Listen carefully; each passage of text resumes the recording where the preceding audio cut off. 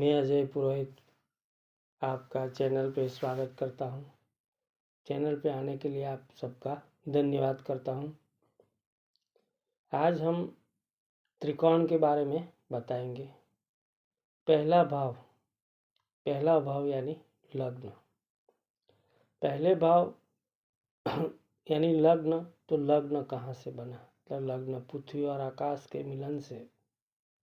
जब जन्म हुआ था तब पृथ्वी और आकाश मिले थे, तो उसके मिलने से लग्न बना। तो लग्न से बाद पहला भाव, दूसरा भाव, तीसरा भाव, ऐसे भाव आते हैं।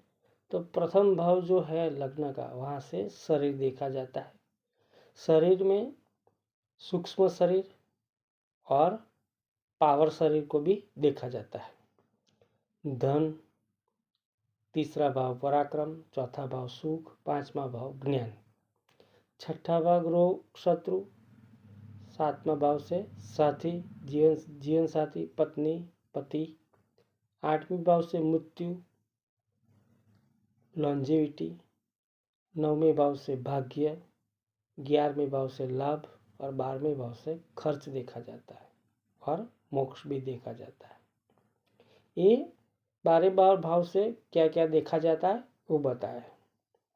अब त्रिकोण स्टार्ट होता है पहले स्थान से, पहले भाव से। पहला भाव, पांचवा भाव और नौवां भाव, ये तीन एक मिल के त्रिकोण भाव बनते हैं। और त्रिकोण भाव बनते हैं तो पहला स्थान है, तो पहला स्थान में क्या आता है? शरीर भाग जाता है। पांचवें स्थान में भाव में क्या आता है? तो वहाँ ज्ञान और बुद्धि की समझ आती है। नौवें भाव में क्या आता है? तो नौवें भाव में भाव आते हैं, भाग्य आता है और धर्म आता है। तो ये तीन 1, 5, 9 बन गए, तो 1, 5, 9 बन के हो जाता है धर्म त्रिकोण। धर्म त्रिकोण क्या है? धर्म किसे बोलते हैं? कि मन में जो विचार क्रिएट होते हैं उसको धर्म बोलते हैं। मन में विचार, सुख के, दुख के, पाप पुण्य, सब विचार, कोई भी विचार बाकी नहीं। गलत विचार भी और सही विचार भी, उसे धर्म बोला जाएगा। और वो सब धर्म, मन जो खेलता रहता है खेल, सब इंद्रियों द्वारा और स्वाद के द्वारा, और जो खेल खेलता है उससे सब संस्कार बनते हैं और संस्कार सब स्टोर हो जाते हैं। कहाँ? मन में। और वो फिर बाहर निकलते हैं कहाँ? शरीर पे। वो जो संस्कार है वो सब शरीर पे ही निकलेंगे सीधे मन से, और वो हमें भोगने होंगे। तो वो सब जो भोगने होंगे वो सब आता है धर्म में। तो धर्म में ये 3 भाव आते हैं, 1, 5, 9। तो 1, 5, 9 जो 3 भाव है, उनको बलवान करने के लिए उनके स्वामी का जप, ध्यान, दान, उपवास, वो सब करना चाहिए, जिससे इस स्थान के स्वामी बलि हो जाते हैं। और इस स्थान के स्वामी बलि हो गए तो क्या होगा? तो इस स्थान के स्वामी बलि हो जाएगा तो विद्या प्राप्त होगी, हमें ज्ञान प्राप्त होगा, प्रज्ञा आएगी। और प्रज्ञा और ज्ञान आ गया तो फिर सब साफ सुथरा दिख जाएगा, और हमें जो करना है वो आसानी से कर लेंगे। जो सुख पाना चाहते वो सुख एकदम आसानी से पा लेगा। इसलिए ये जब इंसान जन्म लेता है तो बालपन से लेकर एक युवानी तक का जो समय होता है, 24 वर्ष तक का, उसमें ये भाव बहुत काम करते हैं। क्योंकि बच्चों को कुछ पता नहीं होता, उसे खुद की बातें ही पता है, खाना है, सोना है, रोना है, बस वही बात पता है। वो पहले स्थान से आगे बढ़ ही नहीं पाता है। थोड़ा उसे पहले स्थान से उठ के ले जाएंगे हम, कहाँ? चलो स्कूल जाओ, तो विद्या स्थान को हम डेवलप करेंगे, घर में पाठ पूजा कराएंगे, भगवान को नमन कराएंगे, तो 9वां स्थान हम बलवान बनाएंगे। तो ये 3 स्थान ही शुरुआत होते हैं हर एक इंसान के जीवन में। ये स्थान पहले एक्टिव होते हैं, उसके बाद सब धीरे धीरे एक्टिव होने लगते हैं। पर ये स्थान जो पूर्णतः से एक्टिव हो गए तो सब स्थान एकदम मस्त सुख देंगे, जो सुख की हमने कल्पना भी नहीं की होगी, ऐसा सुख मिलेगा। तो पण ये स्थान इतने अच्छे होने चाहिए और इतने बलवान होने चाहिए। तो यही जो समय होता है 1 से 24 वर्ष की उम्र का जो समय होता है, उसी स्थान उसी समय ये पहले भाव, पंचम भाव और नवमें भाव का जो स्वामी होता है, उनका जप तप और उपास कर लेना चाहिए, जिससे हमें विद्या बहुत बढ़िया मिले, अच्छी मिले। हाँ, जैसे ज्ञान अच्छा मिल गया तो और क्या लेने की ज़रूरत नहीं।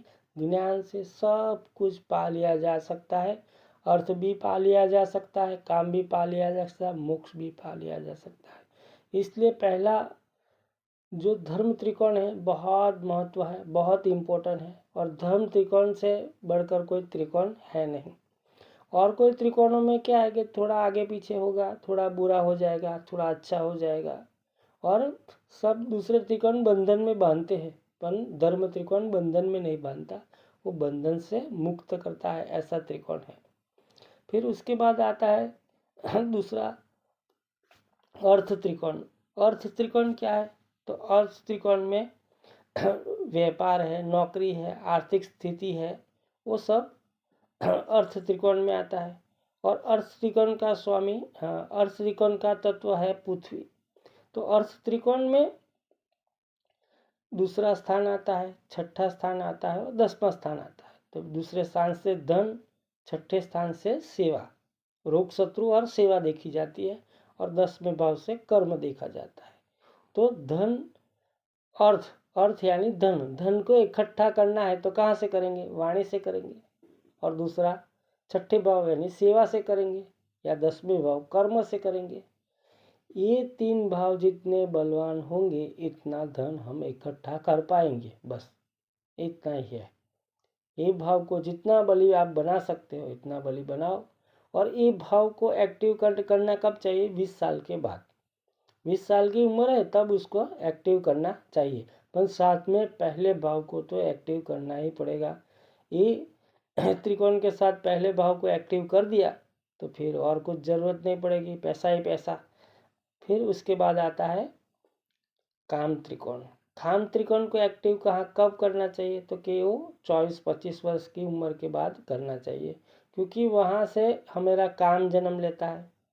काम में क्या होता है कि वायु प्रकृति का है काम। और दूसरा काम त्रिकोण में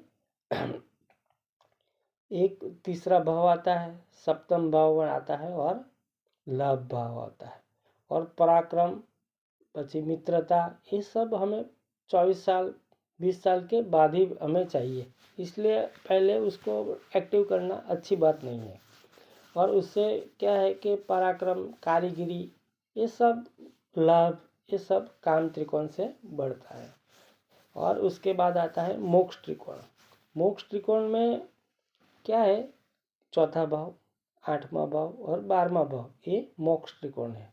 मोक्ष त्रिकोण सबसे स्ट्रॉन्ग त्रिकोण है, वो एकदम हावी हो जाता है और प्रचंड है। सब त्रिकोणों से एकदम स्ट्रॉन्ग त्रिकोण मोक्ष त्रिकोण है। और मोक्ष त्रिकोण यानी मुक्ति। मुक्ति यानी वो भगवान वाली मुक्ति नहीं, जो धर्म से हमें मिलती है, मुक्त हो गए, ऐसा नहीं। मुक्ति यानी हमें हर चीज़ों से मुक्ति मिलेगी, पूर्ण सुख भोग के उसके बाद जो मुक्ति मिलती है उसे मुक्ति कहते हैं। आधी सुख मिल के फिर मुक्ति मिलती है, उसे मुक्ति नहीं कहते। ये सब 4 त्रिकोण बताए। उसके बाद सबसे जो धर्म त्रिकोण है वो मन में होता है, मन के विचारों में होता है। अर्थ त्रिकोण होता है वो सब इंद्रियों में होता है, इसलिए इंद्रियों से धन कमाते हैं, इंद्रियों को ट्रेन करके। काम त्रिकोण इंद्रियों के स्वाद में होता है, इसलिए हमें सब स्वाद चाहिए। मोक्ष त्रिकोण मुक्ति के लिए होता है, इसलिए मोक्ष त्रिकोण बोला जाता है। बस ये सब त्रिकोण है, और त्रिकोण के सब लाभ है। और त्रिकोण में दूसरा क्या है कि धर्म त्रिकोण का स्वामी अर्थ त्रिकोण में घुस गया तो धर्म के साथ अर्थ भी मिल जाएगा, तो धर्म में जितनी मजा आनी चाहिए इतनी मजा नहीं आएगी। अर्थ त्रिकोण का स्वामी काम में घुस गया, काम त्रिकोण में घुस गया तो फिर वो वासना और दूसरे काम में वो कामुक्त हो जाएगा। अगर कोई धर्म त्रिकोण मोक्ष में घुस गया कोई स्वामी, तो क्या होगा? तो धर्म करेगा और मोक्ष की ओर जाएगा। इसलिए कहीं का किसी भी त्रिकोण का स्वामी कहीं भी जा सकता है और उसके अनुसार फल कथन कहना पड़ेगा और उसके अनुसार ही चलता है। बस आज इतना ही। जय श्री कृष्ण।